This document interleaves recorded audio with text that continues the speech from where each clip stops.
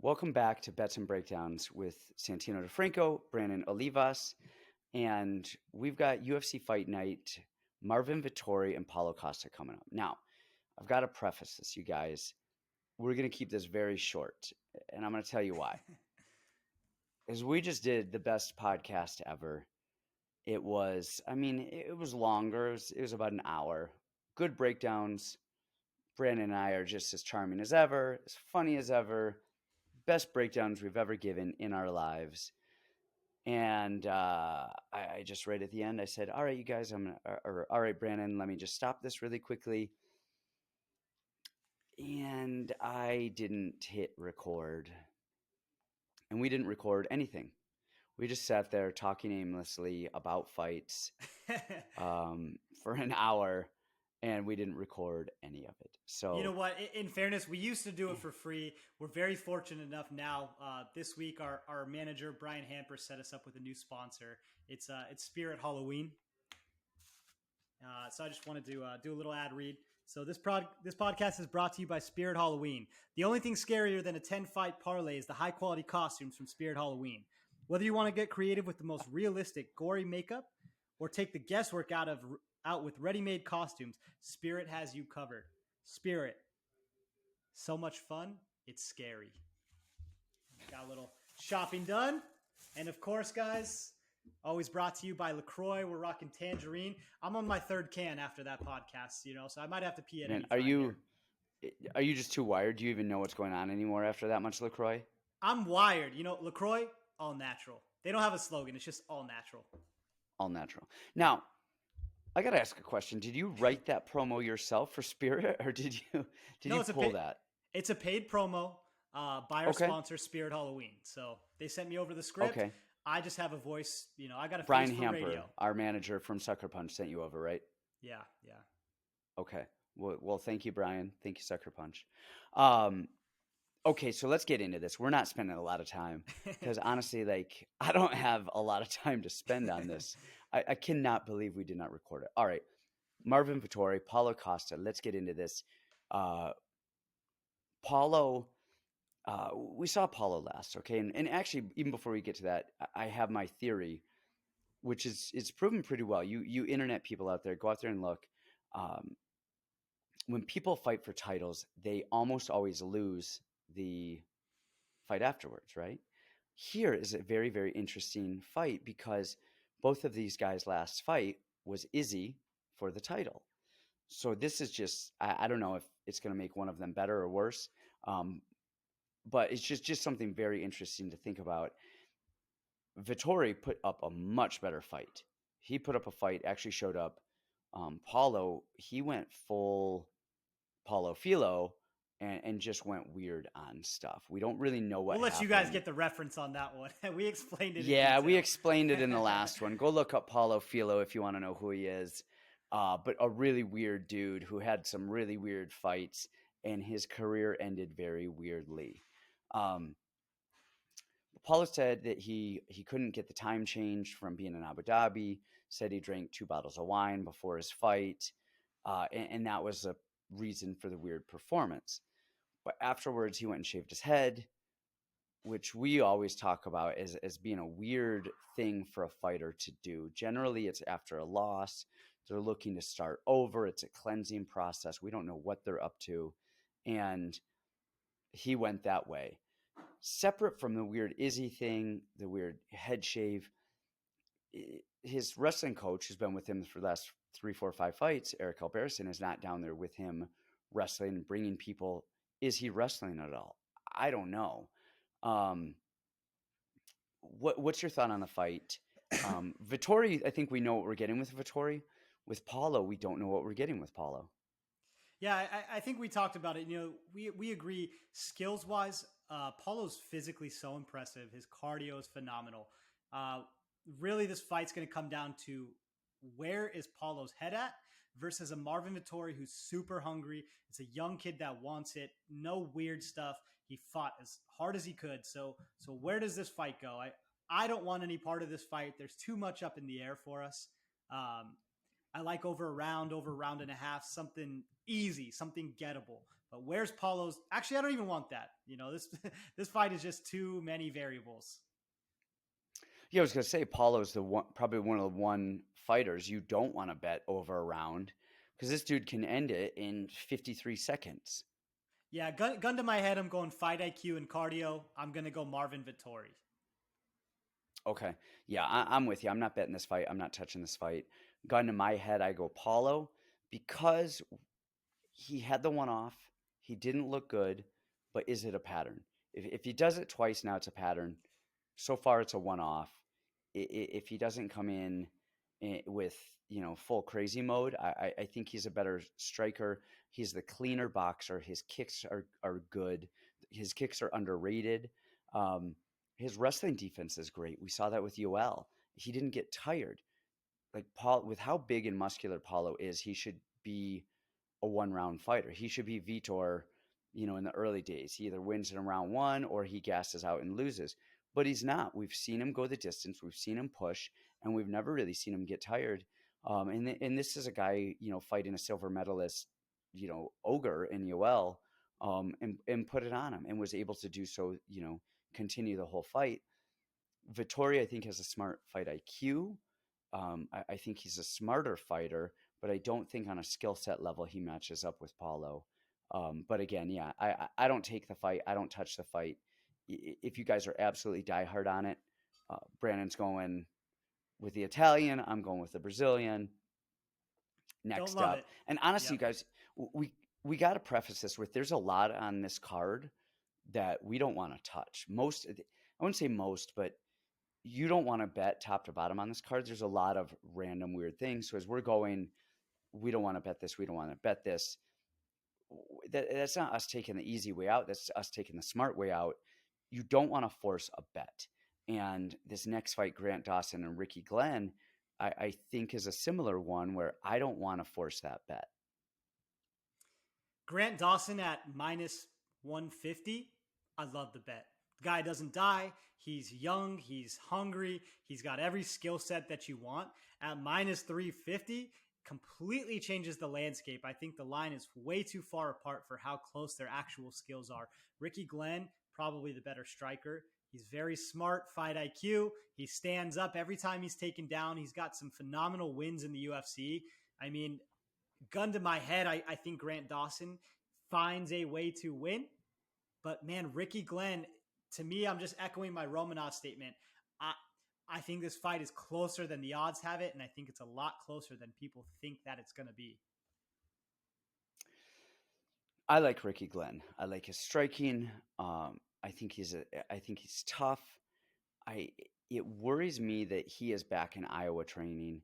We touched on this a little bit ago. He's in Des Moines. He's in Iowa.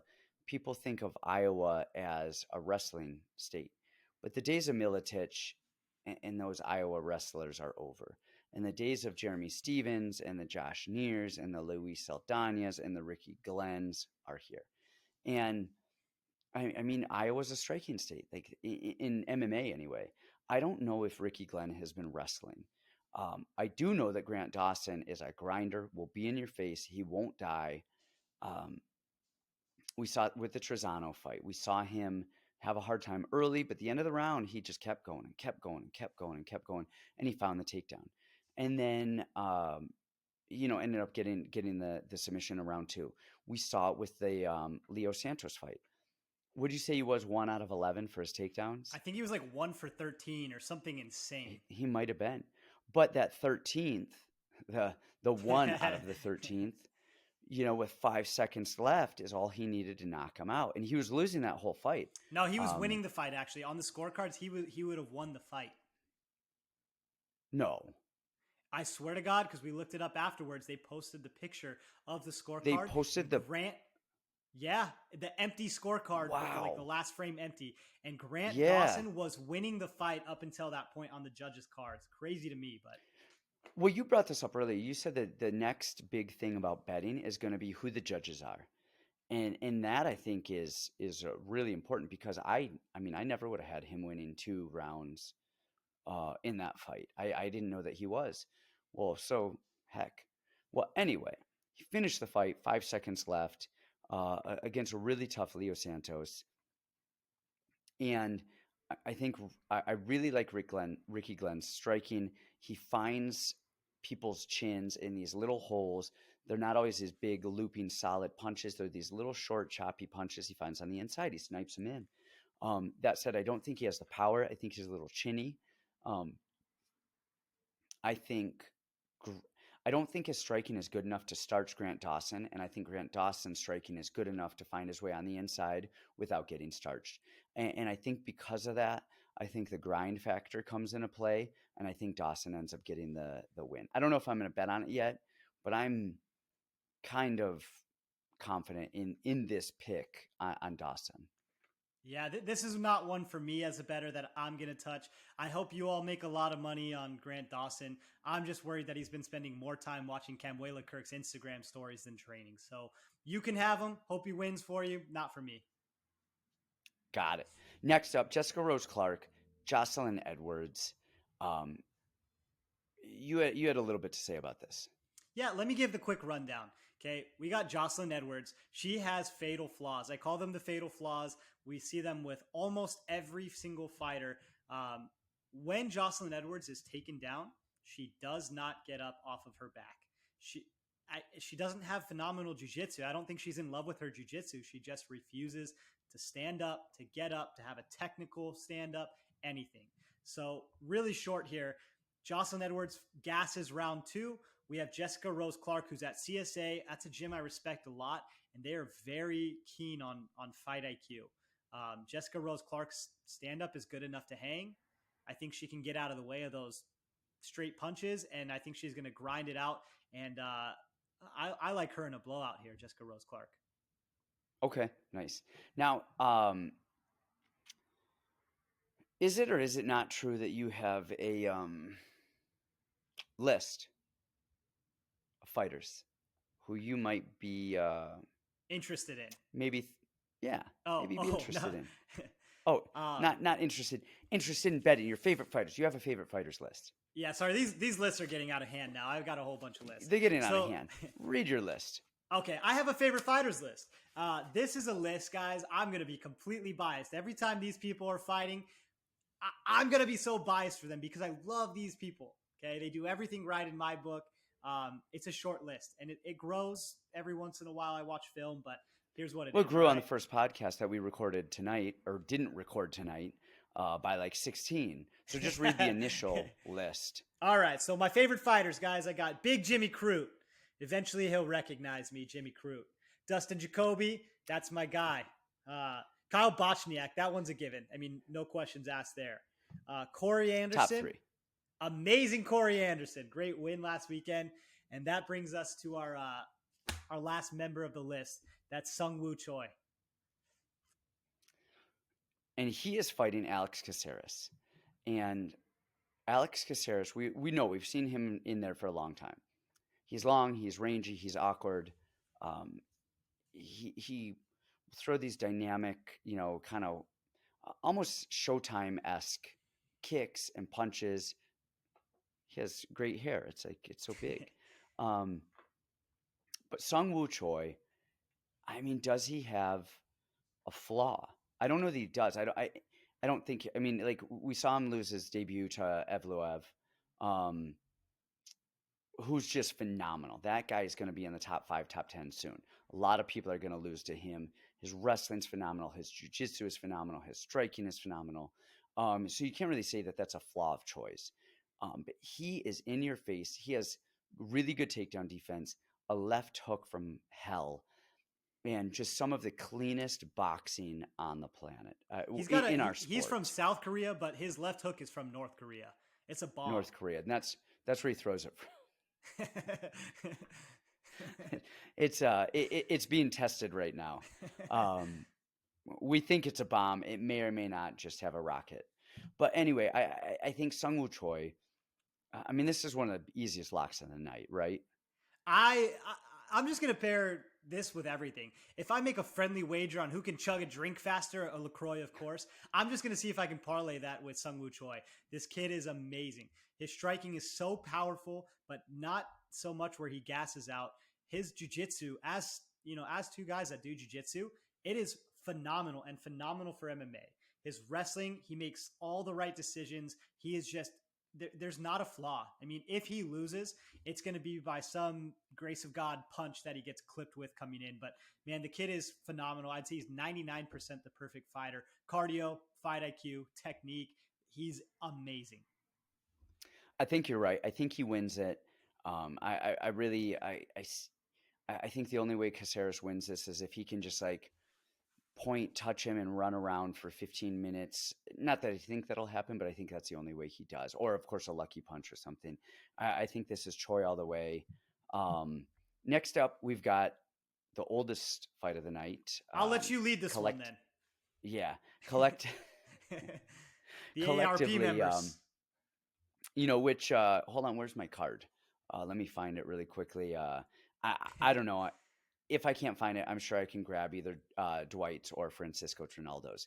They'll let me borrow theirs. Now, Dwight Grant is, I mean, he's bigger. But he's old as well. He's 37 years old. Francisco Trinaldo, I think we looked up, he's 43 years old. Trinaldo is the better fighter. He's better technically. He's got the better jiu-jitsu. He's got the better striking. Overall, he's just better everywhere. And I won't touch this because he's fighting up a weight class. And this isn't even 35 to 45, 45 to 55. This isn't a 10-pound spread. This is a 15-pound spread. He's going up to 170. And he's older. He's 43. He was getting beat up by Herbert, and he threw an overhand. He just decided he wasn't quite old enough. Father Time opened the door, and then he walked out and said, "Oh, I forgot this is the wrong house." And I don't touch it. I do think it probably goes over a round. I think it'll be a very fun fight to watch, and it will give me something to show my kids to say, look, this is why you've got to go to college and don't become a fighter, because you don't want to be fighting when you have grandkids. Yeah, I'm with you. This fight is insane to me. I really don't think Dwight Grant is very skilled. He's one of these guys that just kind of throws, and even his striking is not phenomenal. I mean, Trinaldo is by a mile the better fighter, but what really worries me here is 43-year-old Trinaldo. He's small. He gasses out. I mean, this is just going to be who lands first and who lands harder. I actually only like this one. The only way I would probably bet this is to not to go the distance. And even that is sketchy to me, because then you got two old guys that are agreeing, let's keep our distance. Let's pace ourselves. Yeah, I think so. And Trinaldo will do. I mean, Trinaldo will find a way to not fight you a lot of times. He'll sit there at range and kind of move around, and he will pace himself. He's not going out there trying to get a fight right off the bat. So I can see this is a tough one. He's got great wins too, you know? Yeah, he really does. We got Negumereanu and Ike Villanueva. And you're not big on Ike. He's got 12 losses. I don't know that he's really what we think of when we think skill level as a UFC fighter. What's your take on this? I actually, you know what? I stand up for Ike. I think he's better than what people think he is. That being said, he's 37 years old. He's 18-12. I think he could be the baddest man on a local circuit, but I don't think he's entry level UFC even, right? And so what we're seeing on the other side, this is one of those rare spots. The UFC is telling you exactly who they want to win. Don't mess this one up. It's Negumereanu. He's got a great chin. He comes forward. He's big. He's aggressive. Try not to mess this one up, guys. The odds are indicative of how Negumereanu fights. Just let's get hit 100 times and see if I can land harder. Eventually, that's going to lose for you. I don't think it's this fight. It's not tonight. Or this weekend, I guess. Next up, we got Gregory Rodrigues and Jang Park. We talked about Gregory's jiu-jitsu. He's a purple belt world champion. You mentioned how hard that division was earlier. It's kind of like a young man's division for the most part. Like, people are hungry. They're at it. They are going. He's at Sanford MMA now. So you complement the jiu-jitsu with Greg Jones as his wrestling coach. You've got Henry Hooft as his striking coach. That said, so I'm always big on Sanford MMA. I think that gym as a whole is phenomenal. I think Henry Hooft is one of the best in the game. We've been going down the Sanford MMA route deep, but they've actually lost some recently. Most recently and notably was Ludovic Klein, who popped all of our parlays last week. And I was big on Klein even before I found out he was with Hooft for this camp. Then I see that he's with Hooft, and I'm like, oh, of course I'm betting Klein. And of course, that's where he got us. There's somebody else that I kind of was tipping the scales. It was kind of a fight, and I found out that he was with Hooft, and I ended up going with, and it didn't go my way. It might have been Randy Costa, maybe. Yeah. A while ago, I forget. I don't remember. But there's a couple that I kind of was on the fence for, and seeing them at Sanford, I automatically side with them, and that hasn't actually worked for me the last couple of times, which is at some point I might have to start to reconsider. But all in all, it's a phenomenal camp. You got Jun Young Park, who's a grinder. Who's winning this? This is going to be bad. So just like we talked about with Klein last week, we actually didn't do our recap, and it's good. I was a Klein win short of a $50,000 week would have been my best week that I've ever had. Unfortunately, Klein shit the bed. You know, I said in the last video, I don't love Klein. I kind of thought that was a hot take. I'm like, everybody in the world loves Klein, and I literally said 5 times, I'm not in love with him. I don't love Klein, but I think he wins, and spent the next 5 minutes explaining how he's going to win. Gregory Rodrigues is actually really in the same boat to me. I mean, he's this big, muscled up guy, kind of slow moving. But here's where I think the difference is. Gregory's last fight was on short notice against Dusko Todorovic, who many people thought is going to be the future of the division. I never thought so. He just keeps his chin up way too much to be consistent and be the future. But the one thing we didn't really see with Dusko is he seemed to not want to shoot a lot, right? And I think the big difference there was he was nervous, just at least acknowledging Gregory's jiu-jitsu. People are scared of his accolades and scared of his jiu-jitsu without having ever experienced it. And I think it's an interesting thought because it's not gi jiu-jitsu. You're not going to get collar choked, you're not going to get an Ezekiel, nothing's like that. You don't have a spider guard, right? A lot of guys are phenomenal grapplers that are not jiu-jitsu guys, right? And they'll never get submitted. I mean, it's impossible, right? Ramon Salazar, somebody we train with, he's a blue belt, and he can get black belts every day of the week, right? Yep. So I think it's and that. We had Charles Olivera. When Charles Olivera first came into the UFC, he was a purple belt, and he was submitting everybody every which way. In a black belt and a white belt in jiu-jitsu, they don't always mean what you would think they would mean when there's strikes and fighting going on versus jiu-jitsu and lapel chokes. We see black belts get submitted all the time, and they look horrible. It really means nothing. At the end of the day, it's your skills. But I think a lot of these guys going in to fight Gregory Rodrigues are intimidated by these accolades. And what happens is he can wrestle enough to keep people off of him and away from that jiu-jitsu. And now it turns into a stand-up war. I really think that the length of Gregory Rodrigues, the power of Gregory Rodrigues, his technique and his patience, I think he's gonna hit the upset here, and he's gonna win this fight. Okay, I like it. Do you have a pen handy? Yeah, I do actually. Okay, because next up we've got David Onama and Mason Jones. The Mason Jones. The one, the only Mason Jones. All right, time to add a name to the list. Here we go. Mason Jones to the list. All right, let's dive on in. Mason Jones, what do we have? Okay, Mason Jones is a Cage Warriors champ. All right, double champ, right? Double champ, 55 and double 70. Champ. Now, the thing with that is Cage Warriors might be the best league outside of the UFC. They might. I mean, you've got Bellator, you've got PFL. I mean, I don't know that on paper for champion Bellator and PFL are probably going to beat Cage Warriors out. But I think there's probably a couple of Cage Warriors guys that'll probably might be able to win some of those divisions. even so, if we're excluding Bellator, excluding PFL, um, they're putting. I mean, they are as tough as LFA.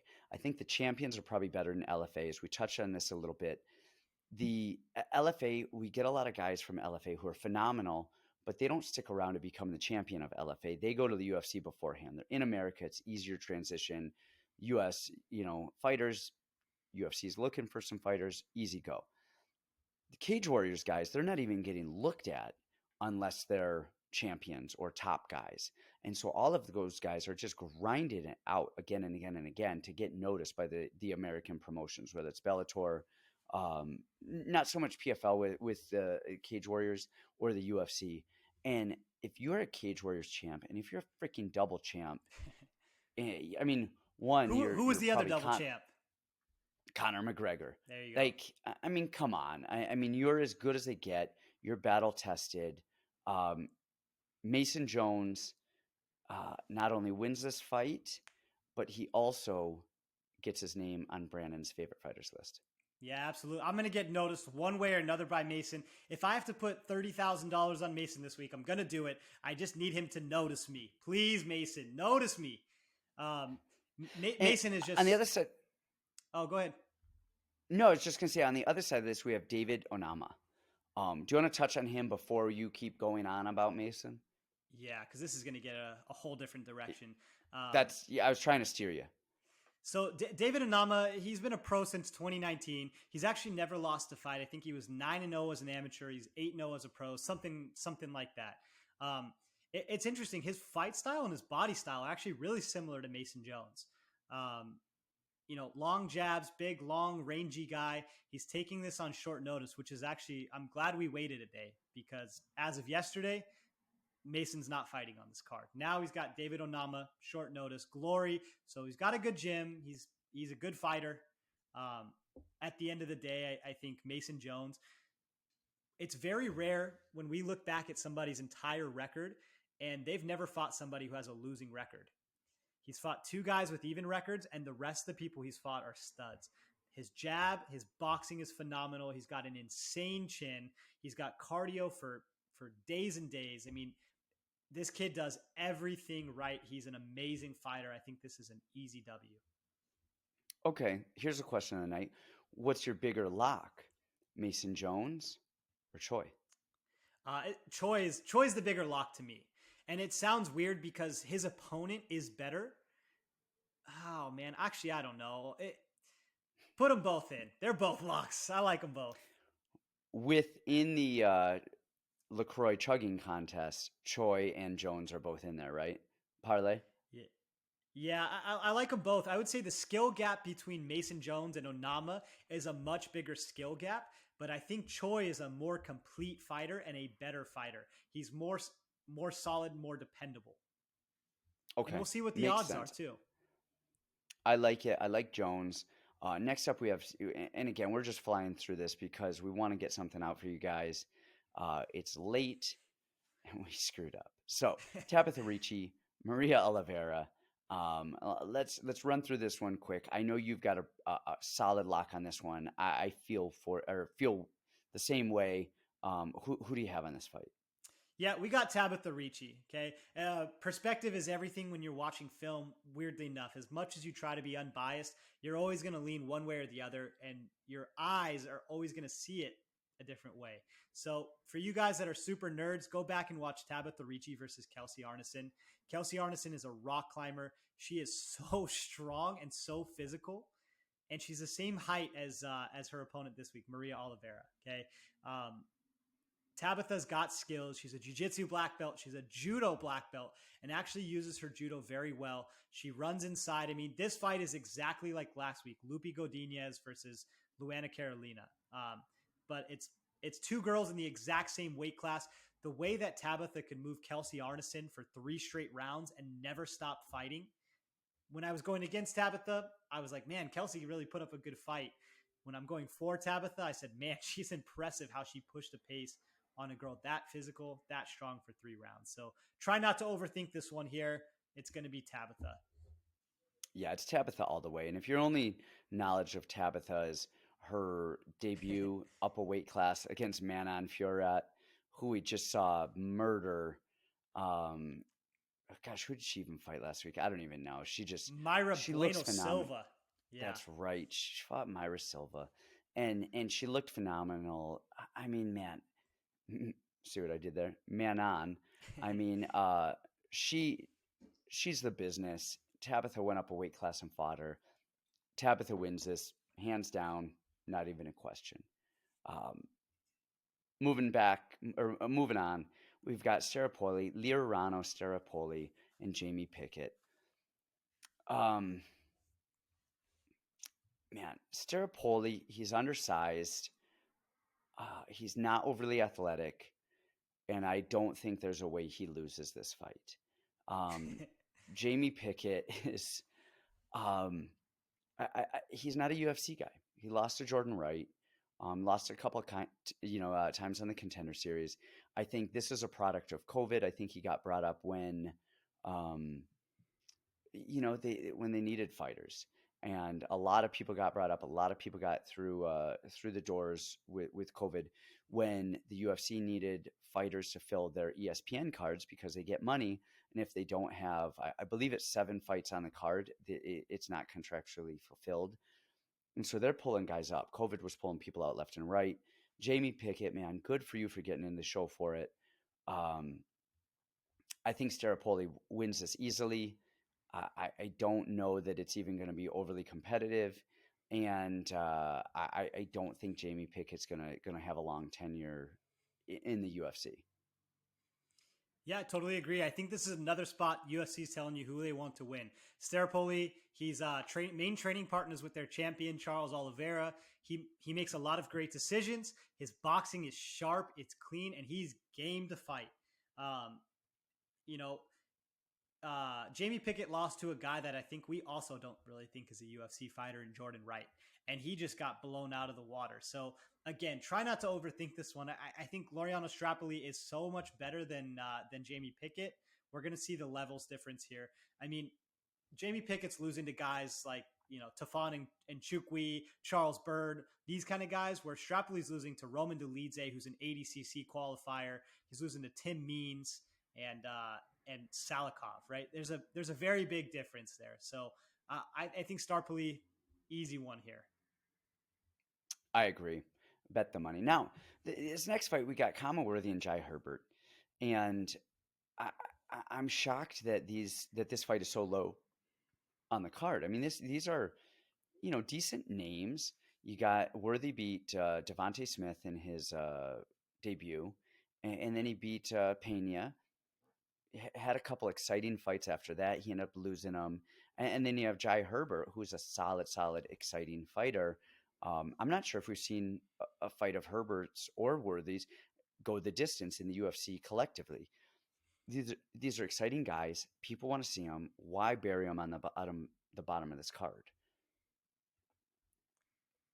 Yeah, I think they got time commitments. They need to move the show along, so they're going to put one there that's going to finish quick. Yeah, but man, I'm looking up. I don't know if there's one I would replace it with. Jessica Rose Clark, Jocelyn Edwards, maybe, Yeah, maybe switch I those mean, two I can't out. believe that's so high Um, up. yeah, Kama Worthy. He's older. He's 36, 37. He he might have been a COVID guy. He came in, he got a shot. He was supposed to get murdered in his debut, got the upset, got the knockout. Everyone was wild. Luis Pena just kind of battering him, got the upset. The stars are aligning for Khama Worthy. It looks like a Cinderella story. And, he loses his last 2 fights. He's just wild. He's wild. I don't know if he has the wrestling to get Herbert down. Herbert has a better striking, I'm sorry, better defense by far. Probably overall striking, but he knows what defense is. He's not off balance. He's not swinging for the fences. He might get taken down, but he pops right back up. I'm not even sure whether he could take him down, but if he does, I don't think he could hold him down. I really like Jai Herbert. I think he lost to Trinaldo. We talked about. But I think that was kind of a little bit of a fluke, and I think he's a top 15 top 20 lightweight who just needs some time to get there. I totally agree. I mean, we were just talking about Cage Warriors and how prestigious Cage Warriors is, right? Jai Herbert was a Cage Warriors champion. And again, you go down the list, all the guys that he beat, Jack Grant, we just saw look impressive in Bellator. He's got all these guys with really, really good records that he beat. I think here's the thing here. Khama Worthy is 35. Now, I didn't know this. Jai's actually 33, so it's not a huge age difference. But Khama Worthy gets beat the entire fight and gets lucky and wins. Jai Herbert's winning the fight and then gets unlucky and loses, right? He had some great moments against Moicano on the feet. He out-grappled Trinaldo, which is amazing to me. Dropped him until finally the shot came. So I wrote this one out in my Telegram chat. Just kind of starting from the bottom, going up the card. And the more that I sit with this fight, the more that I freaking love this fight. Khama's striking, he's reaching for so many punches, and he's been KO'd so brutally. You can't imagine that his chin is holding up very much anymore. I think Jai moves so well. He makes good decisions when he is taken down. He has no takedown defense, but when he does, he's back up immediately. His punches are clean. They're sharp, better experience. He's just the better guy. I mean, this is probably my favorite bet on the card other than Choi and Mason Jones. Okay. I think you're right. I think generally the better guy wins. The puncher, the guy who needs the big lucky shot generally doesn't. And I think that's it. Khama Worthy has a puncher's chance. I'm not sure that he's going to get his shot on this one. So we just have 2 more fights left. We have Jeff Molina and Daniel Lacerda. Go on that. Like I said, I didn't watch tape on these guys. I'm not betting them. What do you got? Yeah, this one's a tough one. This is just going to be for you hardcore people. I mean, the last few videos, everyone's like, what about this fight? What about that fight? Because we didn't touch on all of them. So here's us touching on all of them, okay?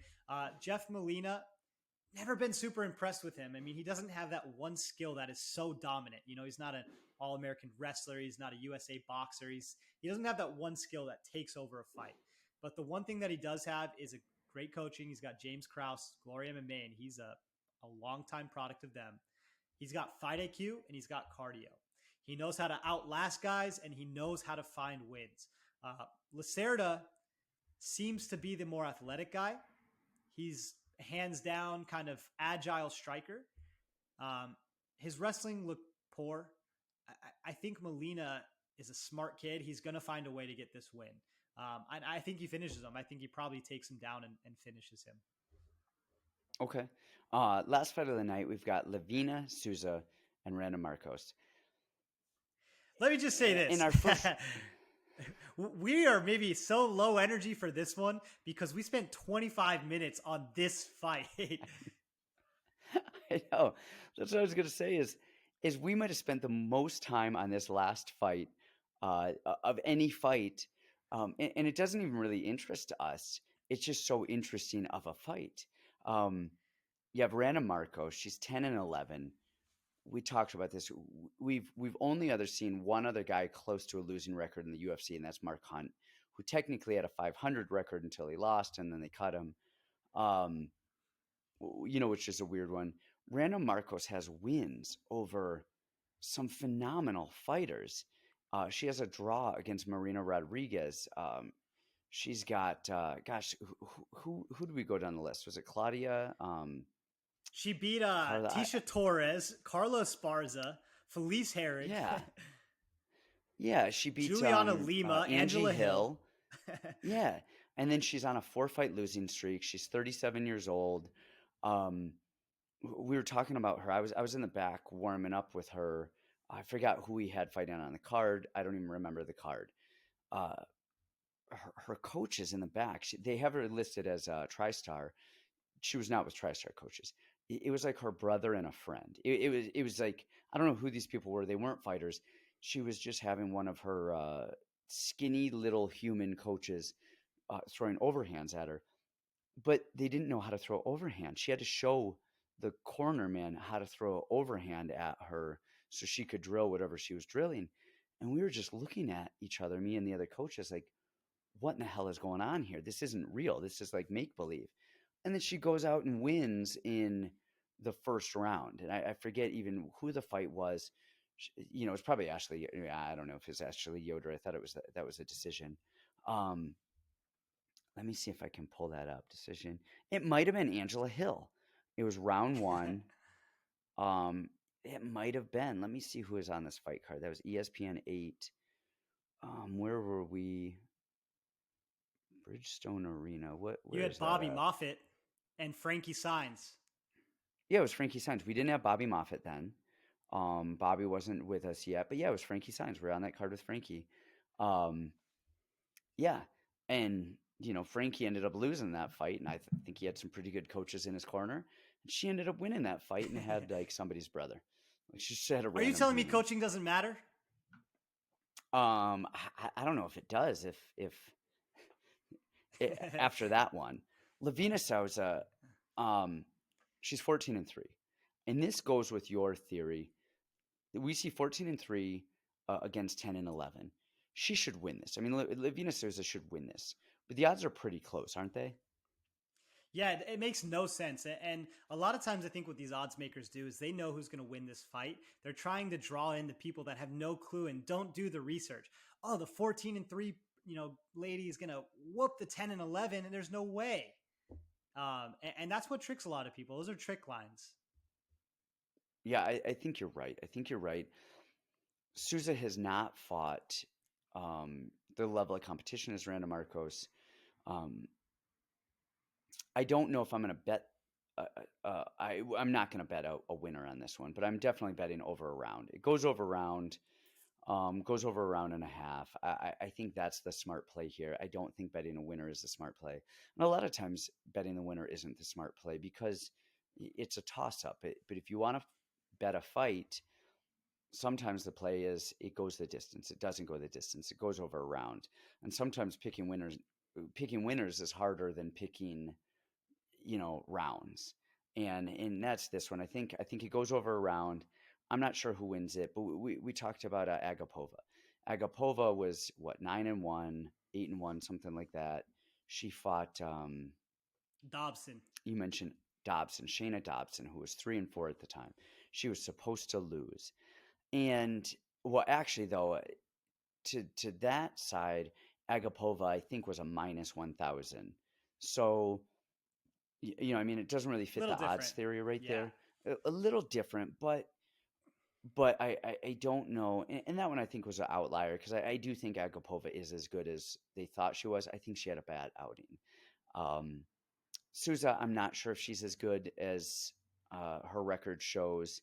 And I'm not sure Randa Marcos is as bad as her record shows. She fights a lot. She's very active. You almost wonder, is she just fighting, collecting paychecks or what? I don't know. I do think she's better than her record shows. I think she might be out of her mind. I don't know who her training partners are, where she's training. She's training on the North Pole with some wolves up there. But I think she's going to come in. Even if she loses, I think she's going to give a solid performance, solid fight. And it'll probably go the distance. I think betting over a round and a half is probably the smart play. I'm actually going to pick a winner in this one. I like to get these nights going early because if I can win early on a card, a 2-3 fight parlay, then I feel comfortable after I've done all the research. I can add a second, a third one. I can really attack these cards hard, and that's how you can make such a killing. Okay. Let's look at this with new eyes because this is our second time looking at this fight, and we're spending just as much time on this one as the last pod, right? Last one we focused so much on Lavina Souza and her opponents, who she fought, what the difference was with her, right? And she's losing to these physical girls, Lemos, who's just that girl's going to be a star. She lost to Brianna Van Buren. Superstar. She lost to Brianna Van Buren, who's in your face, tough girl, right? Let's look at Randa Marcos losses, right? Because size-wise, they're about the same. So you don't have that same physically imposing woman who's going to stalk her down the entire time, okay? Randa Marcos lost to Amanda Ribas, Mackenzie Dern, Kanako Murata, and Luana Pinheiro. What do all four of those women have in common? Oh my gosh. They're all They're black all belts. pretty They're all damn good. grapplers. Yeah. Well, yeah, but they're all black belts. They're all grapplers. That's primarily what they're known for. Lavanya Souza, she is a black belt and a good one at that. She does have some really good stuff. I mean, she hit a takedown that I watched on film today, and I had to rewind it like 4 times. How does she do this?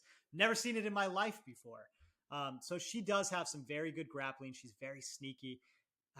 I think this is going to be a pretty decisive win. I mean, we see how Randa's losing. Lavanya Souza, she was a former Invicta champion. I just think with everything, guys, we got to keep it simple. Don't outthink the room. Keep it simple.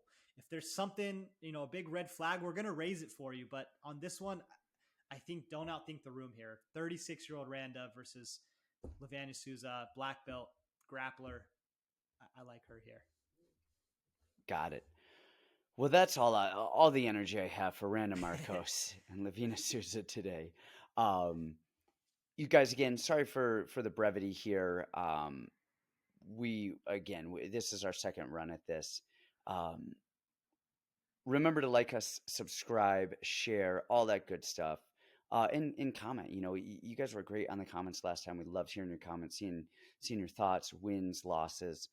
Some of you tell us we're full of shit. Some of you tell us we're have a good eye for this. We appreciate it. We love hearing from you. Hopefully you guys make a lot of money this time. There's a lot of other fights coming up this week. We've got LFA, Bellator, KSW. Is there XMMA fight this week? Yeah, we actually have a teammate, Kyle Estrada, fighting on XMMA in Miami. It sucks. There is one other fight on that card, and there's a few fights, but there's one important one. Kyle Bochniak's fighting this weekend, guys. So go show love, Kyle Bochniak. He's fight of the night, fight of the week. He's the leader on the list that I have. Yeah, the GOAT. True GOAT. Man, so watch Bochniak this weekend, and follow Brandan at Brandan Olivas on Instagram. That's BRANDAN, because I don't know, because I think somebody just mixed up an O and an A on a birth certificate, but whatever. I mean, that's not mine. And follow me, Santino DeFranco, on Instagram. We'll see you guys next time. If there's any fights you want to see, any comments, questions, let us know. Love to hear from you.